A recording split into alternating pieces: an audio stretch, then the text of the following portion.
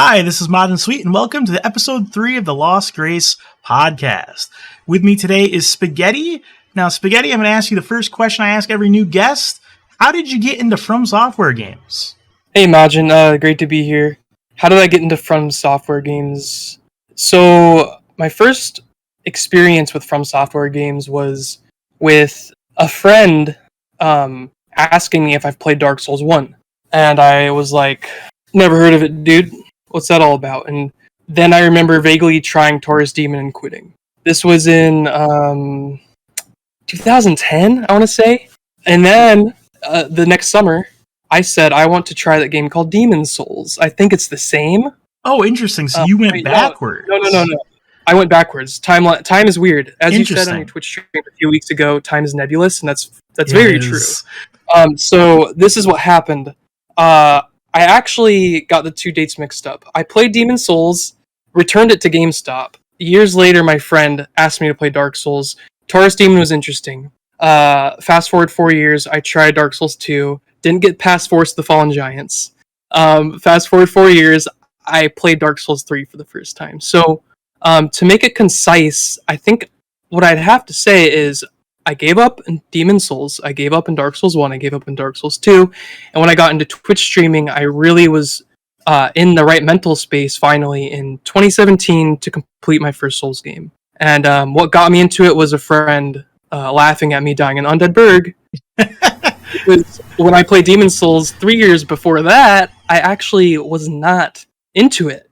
Like you just didn't like it. You know, the Souls experience is this purely psychological and energetic, and it's fascinating to me. I think that's, a lot of people have that experience, although not as, it's kind of interesting that you bounced off so many. I think a lot of people have that experience where they play it and they bounce off, then they try it again. But it's interesting to me that you got the next one and got the next one, even though so what made you do that? Like, why were you like, oh, I'm going to try Dark Souls 2, even though I didn't? Did you think like, oh, maybe this time they'll make it better or what? I've always had a few friends in my social circles, which I've popped in and out of a bunch, who are Souls fans. Oh. And I had a steady job, and I eventually accumulated Prepare to Die Edition, Scholar of the First Sin, and then Dark Souls 3 when I was serious about finally beating a game. And the reason I bounced off is because I'm not hard on myself. If it's not something I like, okay, needs and wants are very interesting to me. I think they become the same thing eventually.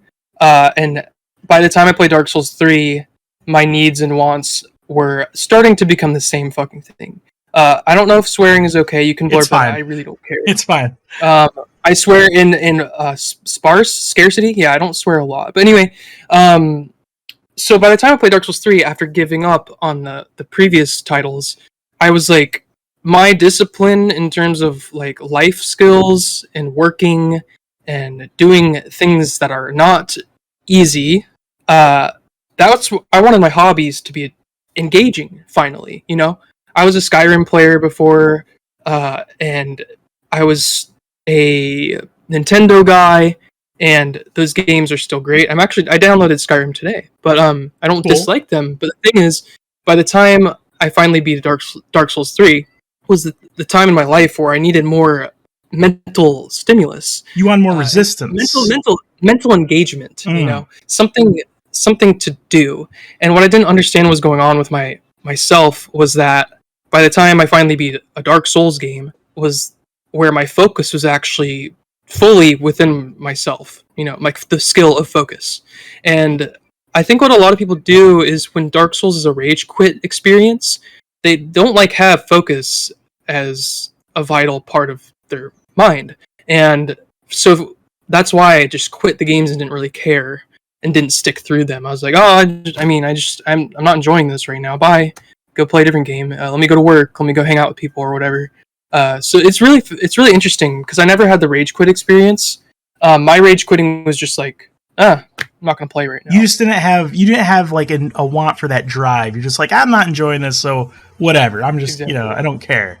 I think that makes sense. And then as time went on, you're like, I kind of want that experience. I kind of want that feeling of needing to push through that extra, like you said, that extra mental energy, that extra focus. 1000%. And I think that's, now talk, we could talk a little bit about game design on that. I think this is something that, because, not to always bring up the subject, but there's always that internet argument about like, well, why don't the games have an easy mode? But I think your story is a good example of that, because if you were playing Dark Souls 1 that had an easy mode back then, you probably would have just turned it on easy mode, because you're like, oh, I don't want all this. I don't want to be forced to, put in all this extra effort. And that would have completely changed your perception of what the game is. Yeah, and also what's interesting is I thought of a devil's advocate statement very quickly when you said that. As well, Spaghetti has spent, $50+ at this point on things he didn't finish. And I'm like, I actually thoroughly enjoyed my, 7 to 15 hours in the ones I quit. I enjoyed that. That was that little amount of time. Not all the achievements, not all the bosses killed, not even 80%. Worth it. That's a really good point. What? Yes, and on top of that, it made Dark Souls 3 even more exciting, because then I got to go back in my past and fix things I didn't fix, or finish things I didn't finish in my past. Yeah, because you were still able to go back and play them. Right. And I think you brought up a really good point there. I think a lot of people misunderstand, like, people always, talking about the easy thing again, people always kind of assume a lot about casual gamers, right? Like, I bet there's probably a ton of people who, for example, love Elden Ring, who maybe never finished it, but they still put 100 hours in the game and just having fun. Like, there's this weird idea that, like, if you don't see the end credits or you don't beat the final boss, then the person didn't like the game, and that's not necessarily true. Yeah, I mean, think about this. How many people play guitar and never write an album? How many people play piano, never write, a score? How many people go running and they just do it because they want to run? And it's like they're not getting any monetary or written value out of it. Anything they can really tangibly talk about to another person, where it's like I don't know. I hear you loud and clear. No, I 100% agree with what you're saying, because like I feel like we lose sight of like the whole reason we buy video games or do any, like, a lot of the examples you just said, it's like you're doing it because you want to enjoy this experience. You're doing it for the sake of doing it. If you're so focused on like the end goal of completing this, you're kind of losing sight of the whole actual point, which is to enjoy the experience. And I feel like people put the cart before the horse, like, oh, I gotta, I have to have the best playthrough and I have to beat the game. It's like, well, maybe you should just have fun and enjoy your experience with the game. Mm-hmm. Yeah, it's interesting how it mirrors a lot of aspects of, life. And it's cool to look at, because I think a lot of people have tried to evangelize in the past to play the Souls games, and then just casually suggest it now. Now I'm like, yeah, I think you should try it. It's fun. But when I first got into Dark Souls 3, it was like, I'm pretty sure my friend bought Code Vein and Dark Souls 3 on my account. I'm pretty sure.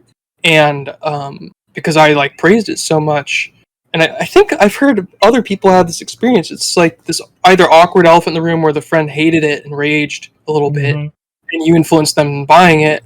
And on the other hand, I heard someone say like a friend had animosity towards the person because they told them to play Dark Souls. Like, why do you want me to play this horrible game? Yeah. That's kind of funny, the idea that a friendship was ended over Dark Souls. Oh my gosh. Yeah. I bet it's happened at least once. I think statistically, it's had to. Safe. Yeah, that's safe to say. Especially, and that's not even counting multiplayer. I mean, that can definitely end friendship. Uh-huh. Yeah, so they're not even fighting each other or anything. Or, like, screwing someone over in PvP. Yeah. So, actually, do you want to talk about Elden Ring? Have you been playing Elden Ring at all? Well, it's cool you brought up... we're going there. Yeah, let's do it. So, I actually ran it on 8 gigs RAM. I succeeded. And on my computer. And I thought I wasn't going to be able to play it. I put in, I think, 91 hours. Oh, not bad. But guess what? I had a very fascinating experience with Elden Ring. As I stated before, I put in 1,000+ hours in Skyrim, I think 500+ in Oblivion, and a little in Morrowind by the time I got into Souls. So I had a lot of open world experience of like literally seeing every pixel in the game before you take another step forward. Mm-hmm. And in Elden Ring, I had this weird problem where I hyper-focused in the exploration aspect and got very tired. And then I realized, this is all preference. Respecting all opinions is awesome, and here's a really, really weird one. I like to respect all opinions. If you don't want to respect all opinions, it's fine. If you want to hate me for this, that's great. Actually, it's diversity. So, I stopped playing Elden Ring after learning of after the capital, the golden capital, and exploring a little bit of Volcano Manor. Mm-hmm. I stopped playing, and because it was this weird thing where I didn't feel engaged with the combat anymore and the bosses. Every boss I found, and then the overworld I was pressing, the weapons and the formula didn't feel fun, and it was so fascinating because like the structure of the vastness of Elden Ring was distracting me from enjoying the gameplay, and the two of them together put me in this weird what's happening right now. I'm not really enjoying myself, but this is beautiful. It's so good. It's so fluid. I have so many fantastic things to say about Elden Ring. I'm a person, I think you shared this with me, Majin, not to go down that similarity train, but like I can love and hate almost anything at the same time. And Elden Ring, I don't think I can hate it, but I can definitely love it. I just stopped playing. And I've been playing Neo 2, and I've been watching a streamer, Lady Zoe, play Elden Ring, and she just does it so casually, and I'm like, wait a second. You're like, wait, maybe I should have done that. I need to go back, fresh mind, and not in a combat perspective, play it really hyper-focused, or an exploration perspective, play it hyper-focused, and just do like the genuine focus that I perform as much as I can, as often as I can, right? We all get unfocused. But so like there's this weird thing I learned, and there's a YouTuber, Max Durrott, who said everything I learned came from video games, and now I'm sitting here like, oh my gosh, I'm having so much self-reflection from my experience with Elden Ring. I'm definitely going to go back to that within the year or two, and finish it. But so it's this weird mixture of having that very concise cell-based path in Dark Souls 3, and partially two sort of in one, where I just knew the trajectory every second, so the combat was the focus. So once they threw in the mix of exploring felt like thousands of caves to me, I would get more tired of the combat faster, and all I did was really go through a part of the overworld map. And it's this really interesting aspect. I can definitely see what you're saying. It's like it seems like it's like, there's this huge open world to explore, but there's also these like hyper-focused bosses, so it's like, which do I focus on? I could totally see that being like kind of distracting. Like you don't know which thing you want to do at any given moment, and you're like, man, I'm kind of getting like maybe burned out at it after a while. Well, it's that. That's exactly it. But it's more like this. It's oh my gosh, that area is so beautiful. I'm gonna go there and explore every nook and cranny. And also, there's a few NPCs I have to kill, and they're easy. And then I'm like, oh, my gaming session is done today, and it takes me a week to get to a boss. And then I'm like, oh my god, there's another. I forgot I'm playing a game with boss fights. What's happening? This is so cool. But at the same time, I'm like, oh my god, am I going to spend 10,000 hours before I finish this? Which is like, yeah, it's cool, but overwhelming, right? Yeah, and I was actually in a worse spot when I tried Elden Ring than I am now. I was more, I guess, I've like erased a bunch of picky aspects of myself since Elden Ring came out, and I actually learned that from Elden Ring. And it's like, you just gotta, when I game now, I make sure that I just having a good time. That's it. That's all. Not asking anything out of the game, Yeah. I mean, I think with any game, you want to take the game for what it is, right? Like, because actually I was, one of our good friends, Tolomeo, I was in his stream the other day, and Elden Ring came up, and me and him were talking briefly about how, like, a lot of, like, the really long time Souls people on Twitch are kind of not, like, really into Elden Ring, and, like, he was saying, like, it's probably about the fact that a lot of these people have been playing Dark Souls 3 for thousands of hours the last couple of years, so, like, they have, like, a very, like, a lot of the new novel ideas are not gonna, like, maybe take them for granted because you've been, stuck in this same combat system for so long. Yeah, I hear that loud and clear, and I never was able to.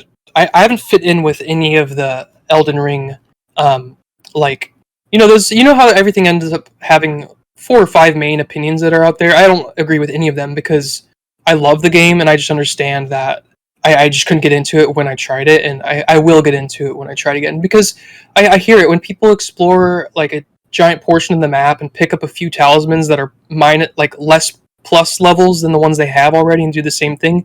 I hear why people get disappointed, but I bet if they were just looking at the sky and like appreciating their cool shiny sword, it wouldn't matter to them. Little stuff like that. And I think Elden Ring is this massive opportunity to realize like it's totally how the person is treating, viewing, and experiencing the game themselves, and that's it. And I think Elden Ring is one of the best games that can be objectively one of the best games, and entirely like infinitely only subjective. Because yes, the situations are both entirely chaotic and so beautifully structured and harmoniously ordered, where those are all happening at the same time. Where you go, like, I had a friend, Milky Cold, go to the Eternal City Nokron and was like, no, oh, I can't name names because I might misspeak. Someone I was watching went to that one little chunk of Nokron where you go through the portal, and they're like, what, it's just a Crucible night? What? And what happened with me was I thought that was Blide over there, Millennia's homeboy. Mm-hmm. No, Ronnie's homeboy. See, I have not played this game all the way. Ronnie's homeboy, and I thought it was Blide over there. Blade. But it was a Crucible Blade, and it was a Crucible night, and I was like, oh, that's cool. I'll fight him. This is fun. Cool, let's fight him. And then I was like, oh, cool, a Resistance Talisman. That's cool. Wait, but I thought I was what? Huh? And it's like that one situation alone is like, remove yourself.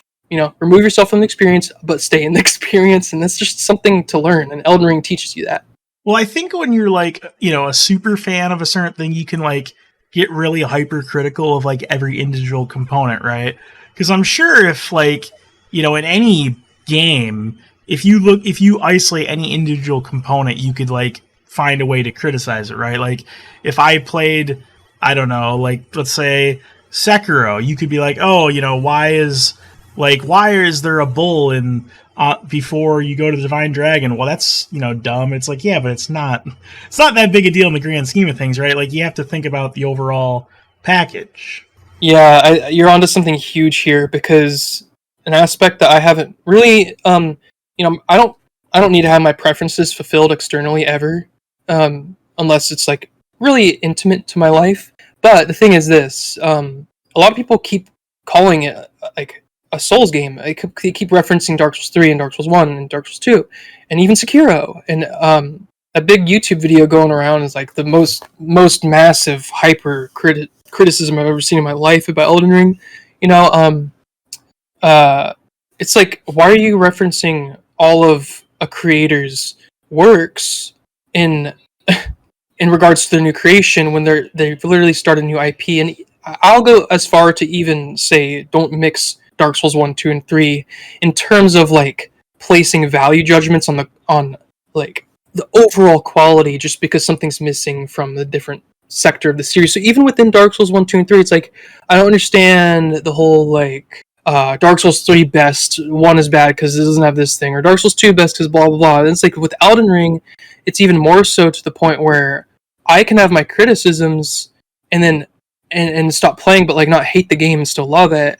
And then I watch all these videos and it's like, why are you guys talking about old games? I'm confused right now. And it's fine. I totally loved that content. I loved watching those opinions. It's fun. I like it. But the thing is, this is not the same game. And I understand we're rolling, but how many games have rolling? I understand their weapons. How many games have weapons? I understand technically has the Dark Souls structure. And I know it's made by the people who made sort of, I don't know, I think there were probably games that had the DS1 structure vaguely, very, very vaguely before DS1. And it was probably disjointed and not related at all. You know what I'm saying? There's thousands of games. Right. And I think you do know what I'm saying, because I think you said something similar on your stream. And it's just weird. It's criticism, especially when people are enjoying the thing and but actually hating it at the same time. I may have said I can hate something and love it at the same time. What I really meant is I can have a few dislikes and a few things I'm so excited about in one package. But like it's interesting to me. The thing is, like, it's even broader, I think, than just like comparing one Souls game to another. It's gotten very, like, I'd say downright crazy about how people compare everything to Souls. Like, there's a video game forum I check sometimes just to see what people are talking about, and there is a thread title about a new Metroidvania Souls-like, and I'm like, what does that even mean? Yeah, so it's a nothing statement, right? It's a 2D platformer, but it's a Souls game. Like, it doesn't make any sense. So like everything gets compared to Souls in some weird, it's like, I don't know. Yeah, it's odd, and I think subconsciously or something like that. People understand that Dark Souls makes you focus, otherwise you won't win. But that doesn't mean everything has focus. Like, okay, so I have to write an essay. I don't have hypothetical, right? Someone has to write an essay tomorrow. All right, their essay is now a Souls-like because the topic required a bunch of diligent research, and it was frustrating. Is that a Souls-like? Is college Souls-like now? Is yes. Rocket science Souls-like? Just because you have to focus, it's in a game. I think that's what. Let me ask you your opinion on that. What does Souls-like mean, Majin? Do you mean what I think it is, or what most people? Well, like both, actually, because I know you can do that. Okay, so I think now when I see like that forum post, I think most people now consider a Souls-like game any game with a dark, like medieval-esque, or just at the very least a dark aesthetic where there's some form of melee combat. I think that's literally it, which could be like a billion games. Cool. Now, what I think a Souls-like is, I guess it would have to be action RPG, so you're picking, like, you're putting stat points into a thing, there's customization of what weapons you get, the combat's around the stamina system, you're rolling through attacks, there's, kind of a set level design where you're fighting bosses, and that's like the general premise. I agree with both of those things. Honestly, because like that structure that you just described in terms of what you think a Souls-like truly means, what you think it means, it's pretty definitive of what a game is going to be, and I think that can be reproduced in a term Souls-like, and especially if the combat is like you have a light attack and heavy attack and you roll, it's like pretty much it. Yeah, I'm cool with that. People can call it a Souls-like, and I've had this fascinating situation with Nioh 2 where I'm like, I don't know if I can call this a Souls-like. Yeah, I think Nioh's on the line. It's on the line, and I understand why it's considered a Souls-like, but it's got its quirks that just feel at times more like a fighting game, and at times more just like a fun action game. Yeah. Terms and delineation is fascinating to me. Yeah, cool stuff. Like, and the thing I've always said about Nioh is that, like, if I consider a Souls-like, which again I think it's debatable, even if I do, I think it's definitely the best one out of like the non-Dark Souls games. Isn't it the fascinating part? It's like the best one, and probably because it's so unique that you don't feel like you're just playing a DS1 copycat. Exactly. Or DS3 copycat. And that's actually pretty deep when you really think about that, because if it's the most unique, which makes it the most different from the Dark Souls formula, that's a commentary on what? Like an original creation that took actual inspiration from something. Yeah, the artistry. They actually made something. They weren't just trying to ape off Dark Souls. They had their own ideas. Exactly. Yeah. Whoa, that's cool. I think a lot of these things happen without thinking about it, like at the forefront of your mind, and then it's like, oh, that's what that is. Oh, damn. Yep. And that's why I have my gripes with Nioh, like I've talked about before. We don't need to get into it, but I overall like the game, but I always have respected it because at least people who made it weren't just trying to write off like the big new success story of Dark Souls. Like, they were people who clearly saw Dark Souls like, oh, that's cool. That we could make some, that inspires us to make something cool too. And that's that's pretty much how like 90% of art is made. And I have, that's awesome. Now, other developers, on the other hand, I won't name any names, but there's other ones where I'm like, you guys were just like, you just saw Dark Souls as like a money train and you're like, let's make our thing. And I'm like, eh. Yeah. What's interesting? I wonder if there are studios that have made a game and they know about Dark Souls, right? I think every game designer knows about Dark Souls. But what if they made the game and their creativity was like not actually very creative at all? So they accidentally made a product that is just a Souls ripoff. And it's like they're not even their intention to just try to make another Souls game. I don't know if that's happened. I sometimes feel like Mortal Shell was like a sort of a weird example of that. I didn't play it myself. I've watched a lot, but it almost feels to me like those people were trying to do something fresh. And I know, and I've heard, and I've watched it. It looks like it moves so different, but it's still so similar in the aspects that I think matter in overall understandings. It's like, oh, it's just another, cool focus dodge, get out of the way attack, and that's so fun. I love that. I've never played it myself, so I can't say too much specifically. I thought you played it. Nope, never played Mortal Shell. Cool. I've played Nioh, I've played the Surge 1, and I've played Lords of the Fallen. I've heard all the Surge 1 memes. No, Surge 2 memes? No, they improved in Surge 2, right? Yeah, apparently Surge 1 memes.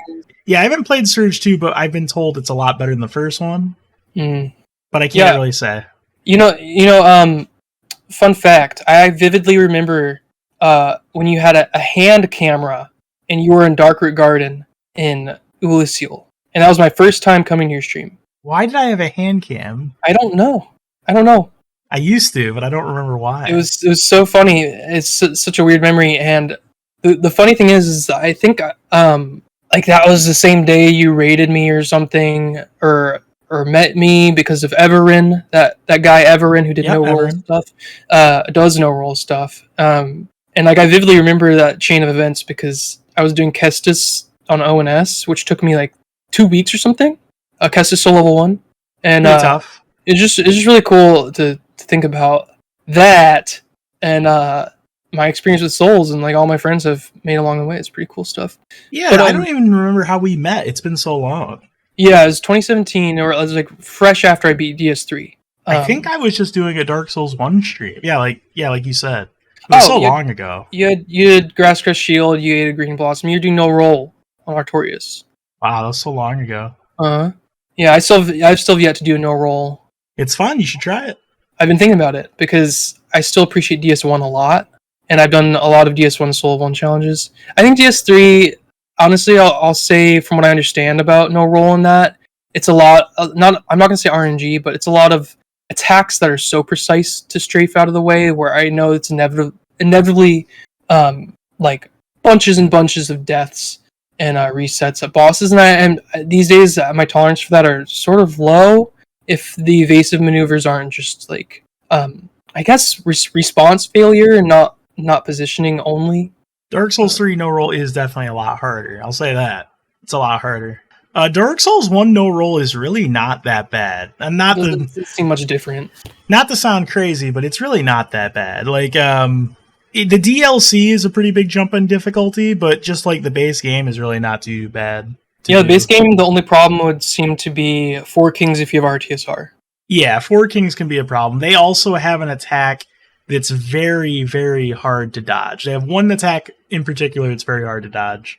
Is it the horizontal swipe? Yeah, it's like this. Yeah, the spinny slash. It's pretty tough to deal with. But if you're just doing like regular game, you can tank it, or there is a way to dodge it, but it's pretty specific, the positioning. Mm-hmm. But other than that, not too bad. Awesome. Yeah, I'm gonna take my hand at it someday. And my full name is Spaghettievangelism, my internet username, which is the only active thing on the internet. Yeah, because you're a man of many names. Yeah, it's sort of crazy, and I'm okay looking psychotic, and that's fine. That's great. It's fine. Yeah, I've deleted, I think, like at least 10 Discord servers over 2 years. Changed my Twitch name 4 or 5 times, so it's all good.